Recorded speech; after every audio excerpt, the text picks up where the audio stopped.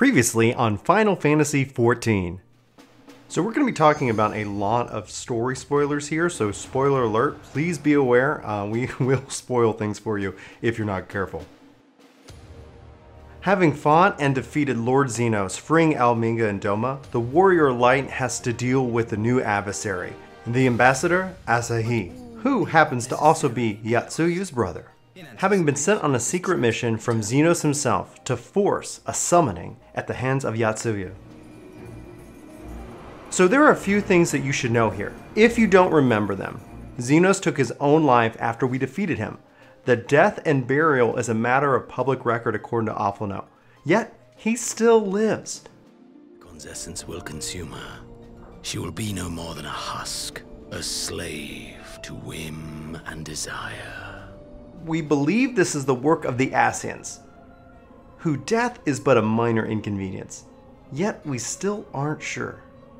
The mystery around the resurrection of our adversary is no less pleasant. Now, with Yotsuyu still having lost her memory, plans take a turn for Asahi, and thus he sets out on a plot for Yotsuyu to remember who she is. And so he brings their parents to help jog her memory. Ah, Yotsuyu. You look, well... Unsuccessful in his first attempt, he still seeks to have her memory returned to her. He won't let this go. However, because of this, it sets off a chain of events, and she ends up remembering who she is. And overcome with guilt and grief, she's about to take her life, but somehow her parents stumble upon the situation. Oh, it's you. What are you doing out here in the dark?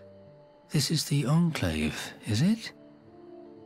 When the soldiers dragged us back to Doma, you were the last person I expected to see. You're the bane of our existence, Yotsuyu. A font of misery. You couldn't even do us the simple courtesy of dying, could you? Oh, no. You had to live and taint us with the shame of your failure. And this is in their error. As in their haste, they lose their own lives at the hands of their daughter. And thus, Yotsuyu's transformation is almost complete. No! Not knowing that she's been a pawn in the plan of Xenos all this time, Yotsuyu embraces her darker demons and gives in to her evil dark side. And thus, the moon is darkened.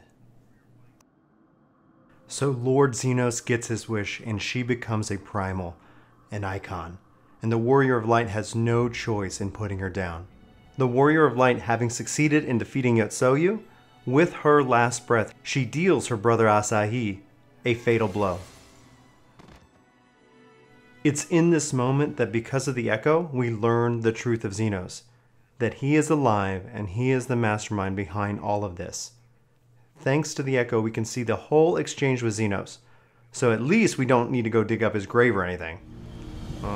Wait, maybe we still have to go dig it up, just to be sure. Well, it must be somewhere. I only hope it isn't walking around. And with no body found, the tensions grow even higher and higher, and yet mysterious shadows lurk in the distance. Alphanao decides and makes a bold move that he's going to head up with Maximo, the acting second command to Asahi, to see if he can find out if there's an Ascian influence going on behind the scenes in the Empire. Might I accompany you to the capital? Alphano, have you gone mad? Imposter or no, if Xenos was instructing Asahi on the finer points of ritual summoning, then experience tells us there is an Ascian waiting in the wings. Without our knowledge and expertise, our new friends will be hard-pressed to contend with a foe for whom death is but a minor inconvenience. They need our help. Were you indeed willing to share your knowledge of this enemy, we would not shun your counsel. But nothing is as ever easy as it sounds, and the Garlands are attacked on their way home by their own people, and by the Imperial Guard at that.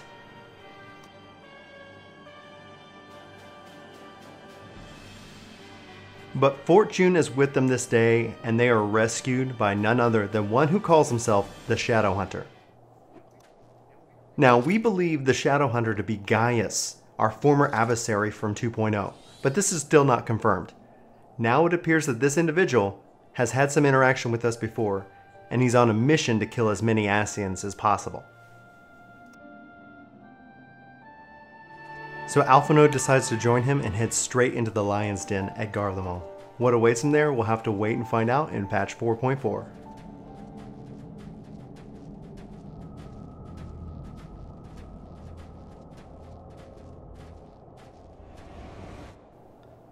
So beyond all of this, there are several threads that still remain. What if Fladola, who currently rots in prison, she's been infused artificially with the Echo by the Empire, and obviously has very conflicting ideas about what it means to be a patriot. Can she be redeemed? Does she have some kind of quality for redemption? Her and Yatsuyu's story are like the same coin, but what is her fate? And will we find out in 4.4? And then there's Minfilia, the word of the mother. She has been joined to Hydaelyn as they try to fight off and prevent Zodiark from returning. Who were once called Minfilia. Much time hath passed for thee since the bloody banquet, since I hearkened to her word, which transcends time and space. When we last saw her, she was accompanying the Warriors of Darkness back to their shard of Hydaelyn. Now, if you're not aware, what a rejoining is that every time there is a calamity, which there have been 7, Hydaelyn must consume one of these shards into herself.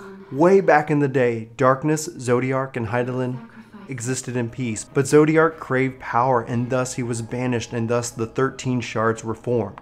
One of these shards being consumed purely by Darkness is now known as the Void. So what of the other 12?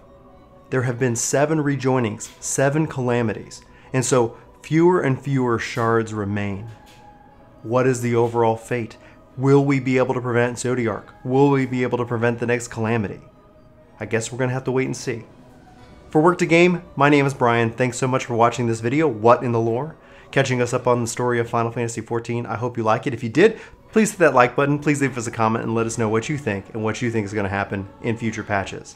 It's at this time I want to say thank you to all our Patreons who make videos like this possible. We're going to throw their names up on the screen. If you want to be a part of this list, consider becoming a Patreon, and we'd love to have you as a part of our community. But regardless, we thank you for watching this video, we thank you for being here and being a part of this YouTube community as well. With that, I'm going to wrap up. I'm going to wish you a happy patch 4.4. I hope you enjoy the story and the content. For Work to Game, my name's Brian. Thanks so much for watching this video, and I hope you have a fantastic day. Take care. As the Ascians must serve as instruments of Zodiark's will, so too must others carry out the will of Hydaelyn. But for the boon you have granted her, she has grown strong enough to set me free, that I might serve as her emissary. Your suffering, your sacrifice, your supplications, she has heard all. We will not let the first fall to light.